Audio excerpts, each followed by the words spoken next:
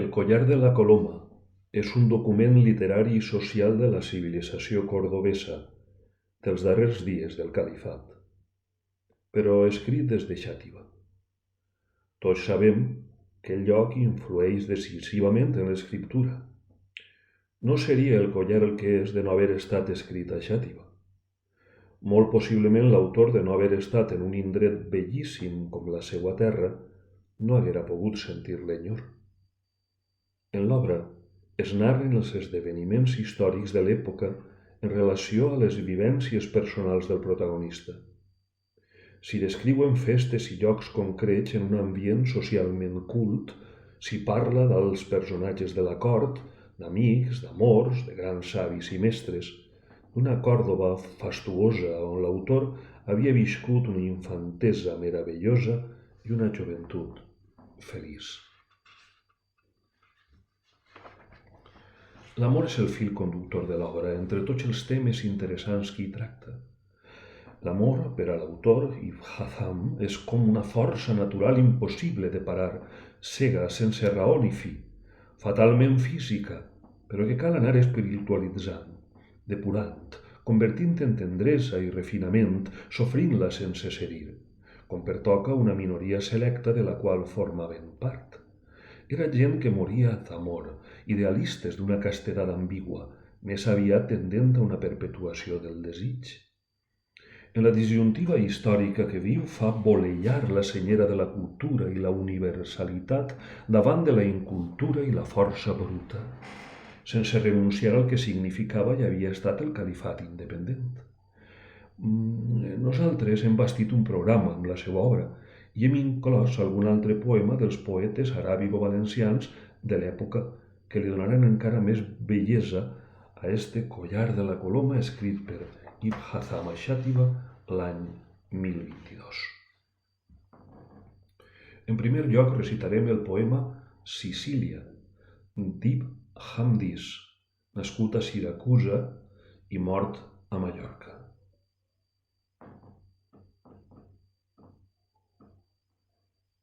El meu país és aquell on la tórtora s'ha deixat el collar en préstec i el paó s'ha vestit amb una capa de plomes. Allà, de les roselles fan vi i les cases són els calces per a beure'l.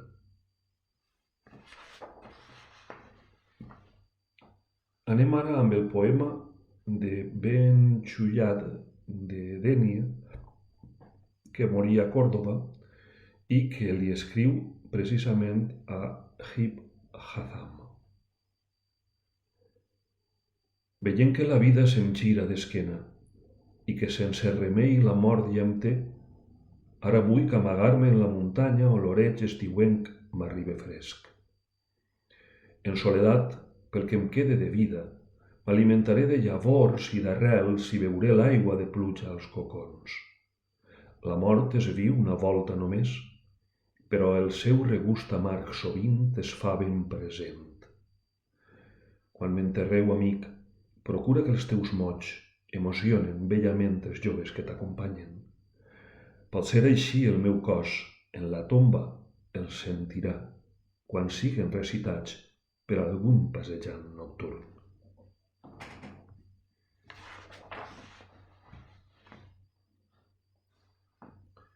D'Ibn Lubun, nascut a Morvedre en el segle XI, recitarem a l'Amada.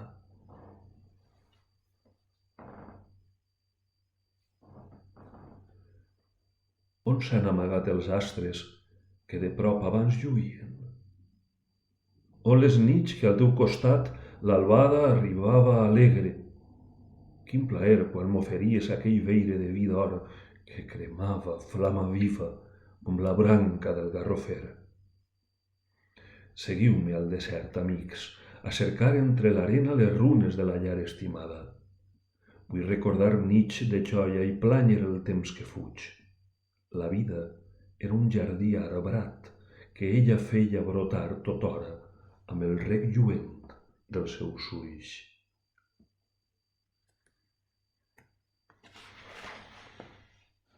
Autorretrat d'Ibn Jafalla, Alzira, 1058-1138.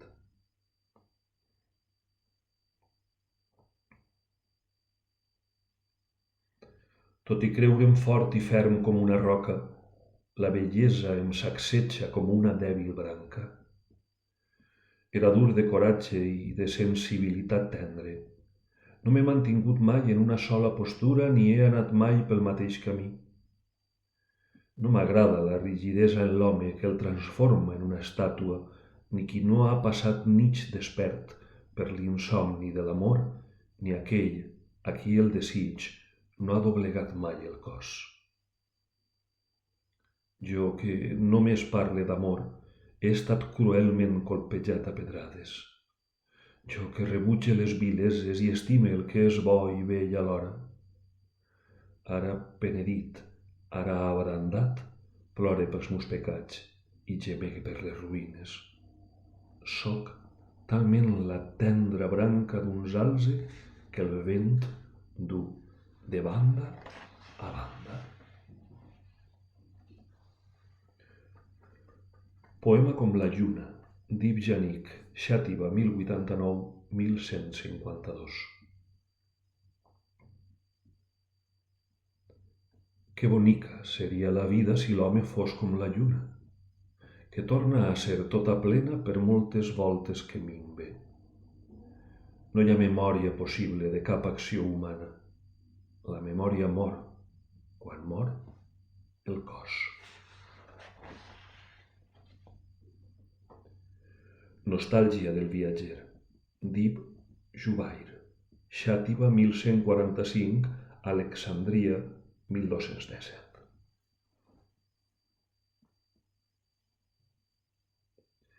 Sent gran nostàlgia per l'Àndalus, el país dels meus desitjos, allà on l'aigua i el foc es ajunten. En la nit, els cims de les serres semblen unes mans que supliquen als estels. Com no puc anar-hi per terra, per la mar m'hi du un vaixell. L'escuma que la carena de la nau alça és com l'alba sobre la nit que s'acaba. Tirant dels dòcils ramals, el vent governa la nau. I si no em fes por aixecar una tempesta, l'ardent nostàlgia que sent hi afegiria per espentar-la. Cau prop l'indret on l'enyor em porta, on els delers es feien reals i on amb plaer ens divertíem alegres entre joies i delits. Tornaran mai aquells temps quan la vida era més dolça al tas de la mel? Tant de bo pogués saber si les meves esperances són inútils o si la força d'esperar, la sort, les farà reals.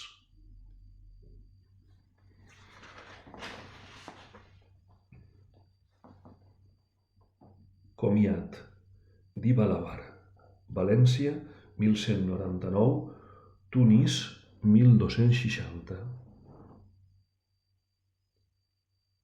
Per sempre més adeu a la terra estimada, la nostra joventut i els grans amics perduts. Tot el que era vell ara és desfet, dispers o lluny. Sense joia ni llar, vençut i no en plau em sent. On són les cases de València? On les veus dels seus tudons? Tot s'ha perdut. S'han perdut el pont i la russafa, s'han perdut Mislata i Massanassa, tot s'ha perdut. On són els parats amb rius i arbredes verdes? On els indrets olorosos on solíem retirar-nos? On el zèfir sempre fresc? On els crepuscles amables? Ai, València, què s'ha fet d'aquells jardins on el sol i la mar jugaven junts corrent per l'Albufera? Ai, València.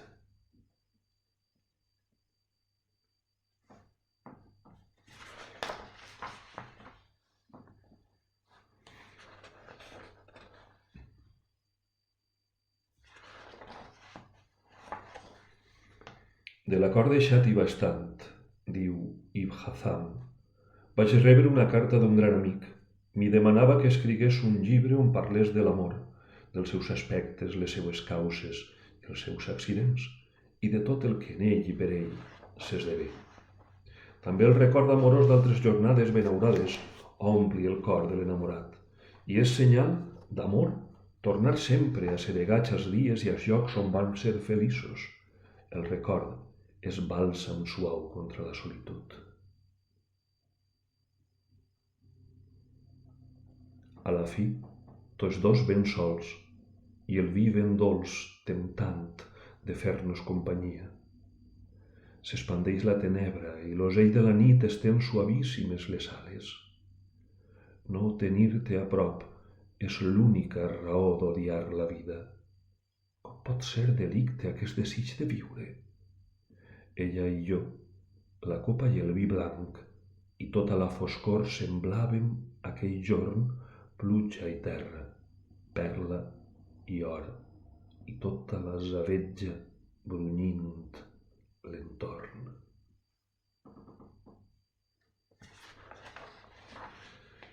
Sobre qui s'enamora en somnis. Tot amor té una causa. Hi ha qui s'enamora d'una persona que mai no ha vist i qui pot ser mai no ha existit. En anar a veure un amic, el vaig trobar pensatiu i pesarós. Ell em digué: aquesta nit he somiat una esclava i en despertar-me he sentit que el meu cor havia marxat amb ella. Estic enamorat d'ella i em trobe malalt d'amor.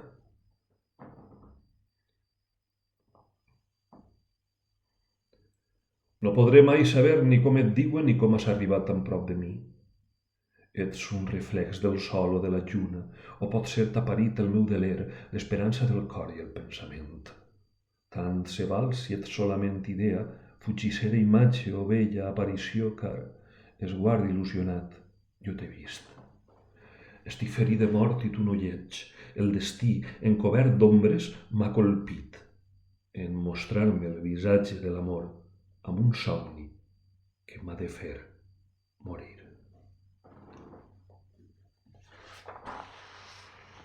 Sobre qui s'enamora d'un cop d'ull. El poeta Yusuf Ibn Harum, més conegut per al-Ramadà, passejava a prop del portal dels Adroguers de Còrdova, indret habitual de reunió de les dones, on va veure una jove que el va enamorar i el seu amor li va niar al cor i se li filtrà per tots els membres del cos. Deixà el camí de la mesquita i la va seguir. Ella tombà cap al pont i el travessà anant cap al lloc que anomenen el Raval. A l'altra vora del riu, passats els jardins de Banu Marwan, Déu els haja perdonats, que s'estenen sobre les seues tombes al cementeri del Raval, la jove va adonar-se que ell s'apartava de la gent sense cap altre motiu que seguir-la. Llavors, adreçant-se-li, va preguntar: «Què vols? Per què em segueixes?» Ell li va encarir el gran turment que per ella sentia. Ella contestà: «Deixa'm estar i no em busques la perdició.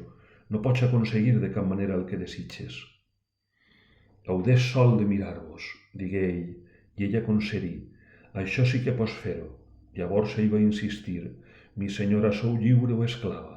«Esclava. Quin és el vostre nom?» «Jalva. Qui és el vostre amo?» «No faces preguntes que no puc contestar». «Per Déu, que abans sabries qui hi ha al setè cel que no això». «Mi senyora, quan us tornaré a veure?» «On avui m'has vist, a la mateixa hora tots els divendres». I afegí: «Ara marxes tu o me'n vaig jo. Marxeu-vos primera i que Déu vos guard». No la va poder seguir anant cap al pont perquè de tant en tant es girava per comprovar si de cas la seguia. En perdre's per la porta del pont, corregué darrere seu, però ja no la va poder trobar, perduda entre la gent. Déu sap que des d'aleshores ençà no ha abandonat el portal dels Adroguers ni el Raval mai més. Tanmateix, no ha tornat a rebre notícies d'ella i resta ignorant d'on és, si se li ha endut el cel o si se li ha engolida la terra. El ben cert és que el cor li crema més ardent d'amor que una brasa encesa.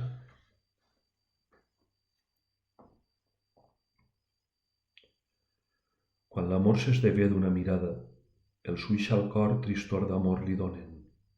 La venjança del cor serà ben justa en fer-los molt amargs plorar. Qui podrà pensar el càstig just si acompanya el plor un plany més greu i tots dos ofeguen les pupil·les, resols rierols en davallar. Abans no se'm dóna a conèixer i tan sols la vaig veure una vegada. Sospite que mai més no hi tornarà i viuré tan sols per desitjar-la.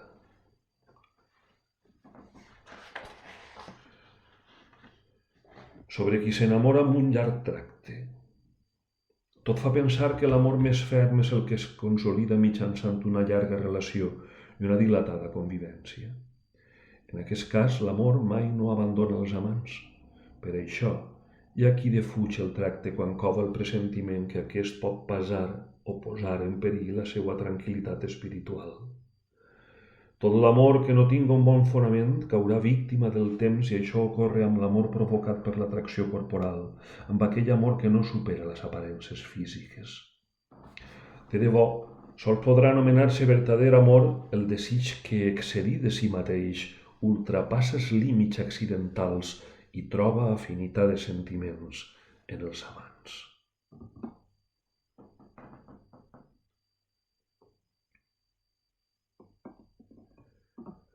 No ve d'una hora el gran amor, ni tot d'un colp el foc s'estén, que en nàixer i engrandir-se lentament prenen temps que els ha de fer ben forts.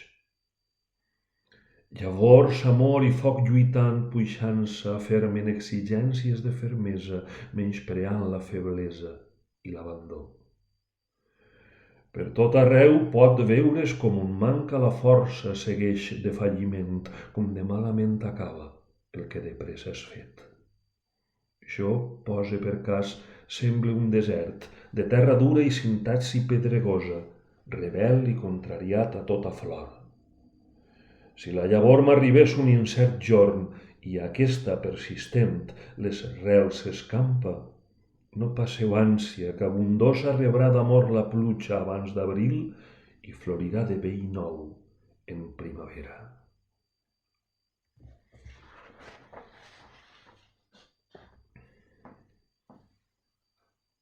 Sobre qui s'enamora per senyals fets amb els ulls.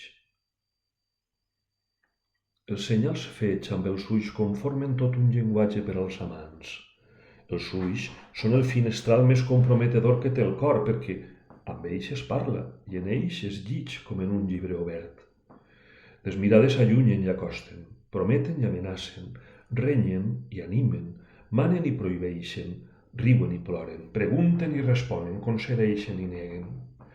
Fer l'ullet indica rebuig, la mirada lànguida és acceptació, la persistent és tristesa, la de refiló, alegria. Aclucar els ulls és senyal d'amenaça. Si es mou rebent la pupil·la a un costat es vol cridar l'atenció sobre allò que s'ha mirat. Mirar de cua d'ull denota súplica. Si on fa la miradeta expressa la impossibilitat d'allò que es desitja i negar amb els ulls, òbviament, declara una prohibició absoluta. La resta de senyals fets amb els ulls no es poden comprendre si no és veient-los.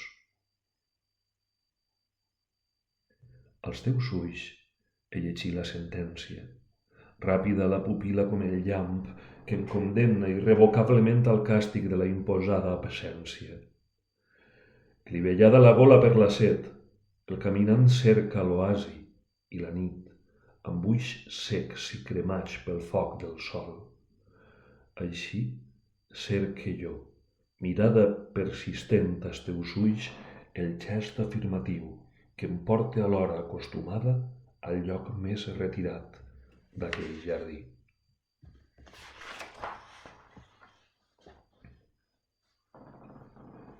Sobre qui s'enamora per correspondència. La carta porta la veu de l'amant i d'ella es val qui no gosaria parlar directament per por o timidesa. Escriure una carta d'amor, saber que l'han llegida, rebre la resposta, és una sort de plaer que s'acosta al de la trobada amb l'amat. Per això, on pot veure els amants acarnant les cartes, estrenyent-les contra el pit i servant-les com un tresor. Hi ha cartes escrites amb tinta barrejada amb llàgrimes. N'hi ha d'escrites amb tinta i saliva. Fins i tot, hi ha cartes escrites amb sang.